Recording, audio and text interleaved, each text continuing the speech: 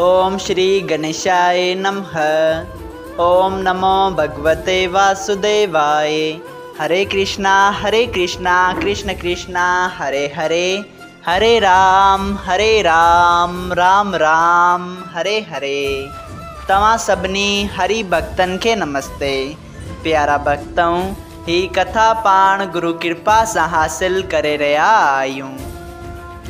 श्री गणपति सरस्वती जो दरे ध्यान करिया थो मां भागवत महापुराण जो बयान, जंहिंमें व्यासदेव ऐं श्री सुखदेव जी कयो आहे श्री कृष्ण लीला जो गुणगान। सबई चयो जय भागवतम महापुराण।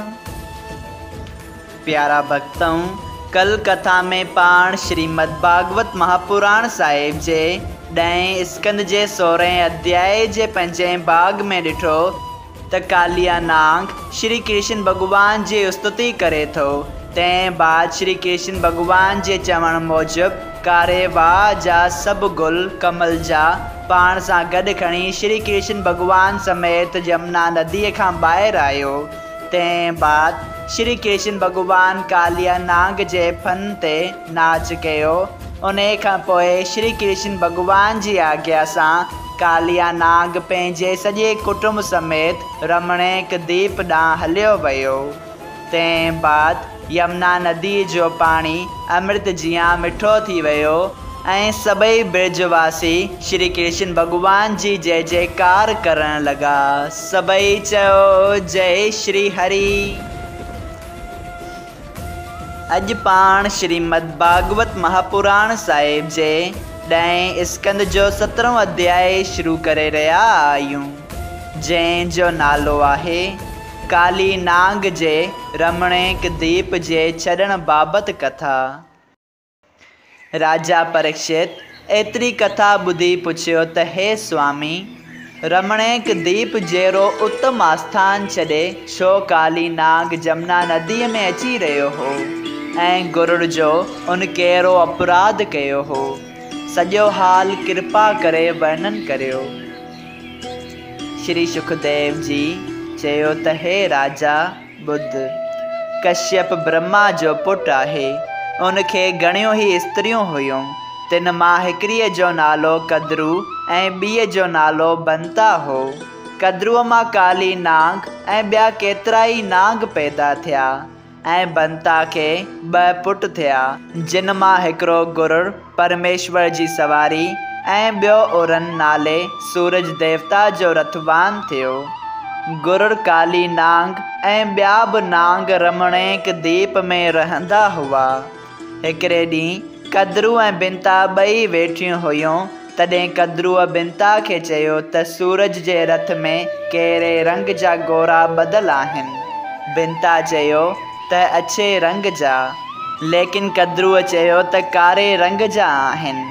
इन ॻाल्हि ते ॿिन्ही शर्त लॻाए चयो त जंहिंजो चवणु कूरो हूंदो सा सची ॻाल्हि वारे जी बानी थी रहंदी। इहो हाल जॾहिं नांगनि ॿुधो तॾहिं कद्रूअ खे चयाऊं त हे माता, तूं असांजे पुछण खां सवाइ अहिड़ी शर्त कीअं लॻाई? सूरज जे रथ में त अछे रंग जा गोरा ॿधल आहिनि, तूं बिंता खां हाराईंदीअं। इहा ॻाल्हि ॿुधी कद्रूअ चयो त ए पुट, हाणे त मां शर्त हाराए चुकी आहियां। अहिड़ी का तजवीज़ करियो जीअं मुंहिंजी ॻाल्हि सची निकिरे, न त मूंखे बिंता जी बानी थियणो पवंदो। तॾहिं नांगनि चयो, असां वञी उन्हनि गोरनि जे बदन में चुंबरूं था, जंहिं करे हू कारा ॾिसण में ईंदा ऐं तुंहिंजी जीत थींदी। पोइ त कारा कारा नाग उन्हनि गोरनि जे बदन में वेड़जी विया, जंहिं करे उहे गोरा कारा ॾिसण में आया। उन वक़्तु कद्रूअ बिंता खे साण करे गोरा ॾिसण वेई त नांगनि जे वेड़जी पवण करे हू कारा ॾिसण में आया। उन करे बिंता हारायो।